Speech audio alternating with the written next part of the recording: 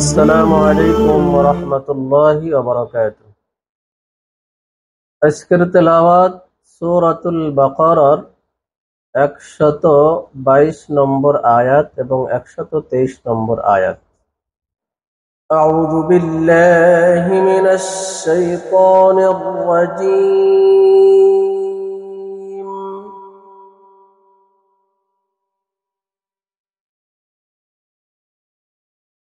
বিসমিল্লাহির রাহমানির রাহিম।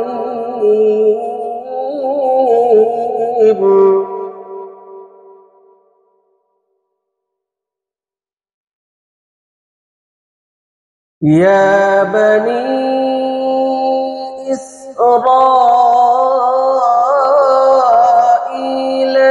اذكروا نعمتي التي أنعمت عليكم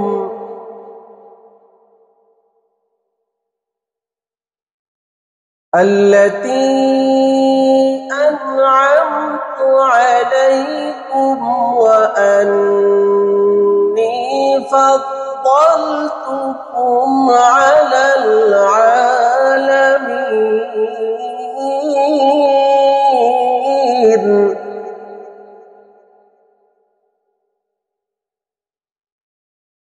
واتقوا يوما لا تجزي نفس عن نفس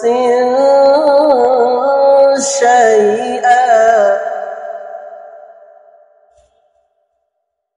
ولا يقبل منها عدل ولا تنفعها شفاعة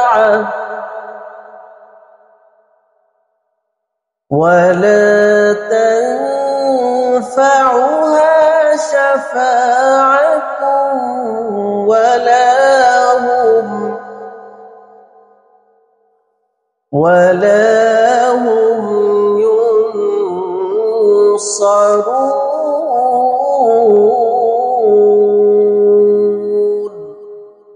صدق الله العظيم. আসসালামু আলাইকুম ওয়া রাহমাতুল্লাহি ওয়া বারাকাতুহু। সূরাতুল বাকারার 122 ও 123 নং আয়াতের অনুবাদ করা হচ্ছে। আউযু বিল্লাহি মিনাশ শাইতানির রাজীম। বিসমিল্লাহির রহমানির রহিম। ইয়া বনী ইসরাঈল যকুরু নি'মাতি আল্লাতী আন'আমতু আলাইকুম।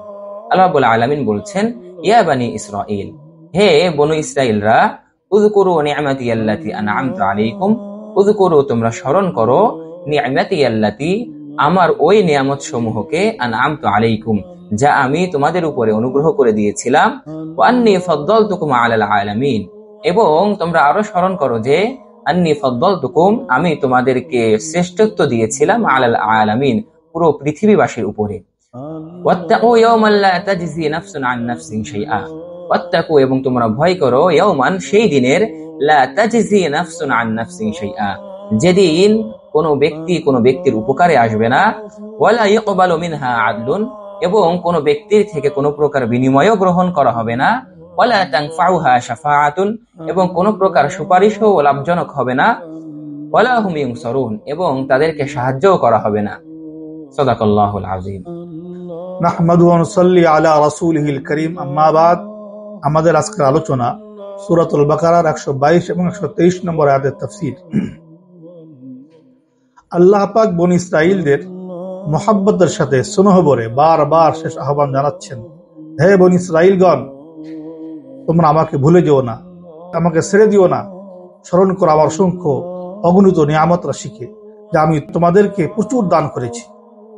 স্মরণ করো আমি তোমাদের সমস্ত বিশ্ব জগতের মধ্যে শ্রেষ্ঠ আসন দান করেছি। আমার নাফরমানি করো না, পাপ পথে যেও না, সংস্কার বশত, লজ্জা বশত, অপমান বোধ বশত, হিংসার বশত আমার শেষ নবীর পদ গ্রহণ হতে বিরত থেকো না, নতুবা আমার কাছে একদিন হাজিরা দিতেই হবে। চুল চেরা বিচারের দিন আসতেছে, সেই দিনের ভয় অন্তঃকরণে আনো। সেদিন কেউ কারুর কাজে আসবে না, কারুর থেকে কোনো রূপ ফিদিয়া গ্রহণ করা হবে না, কাউকে কারুর সুপারিশ কোনো উপকার করতে পারবে না, কেউ কারুর সাহায্য করতে পারবে না। সেদিন শুধু কাজে আসবে যা কিছু সৎ কাজ, অর্থাৎ আল্লাহ তাআলা মহব্বতের সাথে আমল এবং রাসূলের সুন্নাত পালন ইহ জগতে মানুষ করে থাকে। এছাড়া অন্য কিছুই কাজে আসবে না। তাছাড়া ধনজন হোক, বংশ, বর্ণ, পদমর্যাদা, বিদ্যা, ডিগ্রি, বুদ্ধিমত্তা, বিজ্ঞানের উন্নতি, গাড়ি বাড়ি, যুদ্ধের হাতিয়ার, কিছুই কোনো কাজে আসবে না।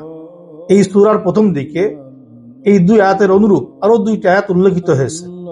প্রথমোক্ত আয়াতদ্বয়ের বক্তব্যের গুরুত্বকে প্রতিপন্ন করার উদ্দেশ্যে আল্লাহ তাআলা এই স্থলে উহা পুনরায় আবার উল্লেখ করেছেন। আয়াতদ্বয় আল্লাহ তাআলা বনী ইসরাইল জাতিকে তাদের প্রতি প্রদত্ত তার নিয়ামত সমূহ স্মরণ করে তার প্রতি কৃতজ্ঞ হতে এবং তার রাসূল সাল্লাল্লাহু আলাইহি ওয়াসাল্লামের প্রতি ঈমান আনতে উৎসাহিত করছেন। ইতিপূর্বে আল্লাহ তাআলা তাদেরকে যে কিতাব প্রদান করেছেন উহাতেই আল্লাহর রাসূল সাল্লাল্লাহু আলাইহি ওয়াসাল্লামের পরিচয় ও গুণাবলী এবং তার আগমনের গুণাবলীও ভবিষ্যৎবাণী সহ তার প্রতি ঈমান আনার নির্দেশ উল্লেখিত হয়েছে।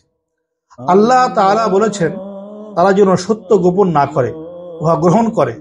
আল্লাহ রাসূল মুহাম্মদ সাল্লাল্লাহু আলাইহি ওয়াসাল্লাম তাদের মধ্যে জন্মগ্রহণ না করে বরং আরব গোত্রে জন্মগ্রহণ করেছেন এবং আরব গোত্র শেষ নবীর দ্বারা ধন্য হলো। এই অজুহাতে যেন তারা তার প্রতি হিংসা না করে, কারণ তার প্রতি কিয়ামত পর্যন্ত আল্লাহর অনুগ্রহ থাকবে। পক্ষান্তরে সত্যকে প্রত্যাখ্যান করার শাস্তি অতিশয় ভয়াবহ। অনুরূপ হিংসা বা যে কোনো কারণে সত্যকে প্রত্যাখ্যান করলে তারা কিয়ামতের দিনে মহাশাস্তির সম্মুখীন হবে। কোন সাহায্যকারী বা সুপারিশকারী সেদিন তাদেরকে দোজখের ভয়াবহ শাস্তি থেকে বাঁচাতে পারবে না। অতএব তারা যেন সত্য গ্রহণ করে আযাব হতে বেঁচে থাকার চেষ্টা করে। ইহুদীদের বিশেষ করে আল্লাহ তাআলা এও বুঝিয়ে দিয়েছেন যে তোমাদেরই অযোগ্যতার কারণে, তোমাদেরই অপরাধের কারণে তোমাদের থেকে বিশ্ব মানবের নেতৃত্বের পদ ছিনিয়ে নেওয়া হয়েছে, কিন্তু সেজন্য তোমাদের গোস্বা করে জিদ ধরে মুক্তির পথ নষ্ট করা চাই না। এখন যাকে বিশ্ব মানবের নেতৃত্বের পদ দান করা হয়েছে অর্থাৎ হযরত মুহাম্মদ মুস্তাফা সাল্লাল্লাহু আলাইহি ওয়াসাল্লাম, তিনিও তোমাদেরই পরদাদা ইব্রাহিমেরই বংশধর। অতএব তার অনুসরণ করতে তোমাদের দ্বিধাবোধ করা চাই না যে তোমাদের সম্মানের লাঘব হবে এবং তোমাদের প্রেস্টিজ নষ্ট হবে। এই ধারণা থেকে যদি তোমাদের মনে উদয় হয় তবে সে ধারণাকে নফসানিয়াত বা শয়তানের কুমন্ত্রণা বলে বিশ্বাস করতে হবে এবং দ্বিধাহীন চিত্তে আখি নবী মুহাম্মদ মুস্তাফা সাল্লাল্লাহু আলাইহি সাল্লামকে স্বীকার করে নিয়ে আখি পয়গম্বরের অনুসরণ করে নিজ নিজ মুক্তির পথ অর্জন করতে হবে। আল্লাহ আমাদের সবাইকে তৌফিক দান করুক, আমিন। আজকের আলোচনা এই পর্যন্তই শেষ। আসসালামু আলাইকুম ওয়া রাহমাতুল্লাহি ওয়া বারাকাতুহু।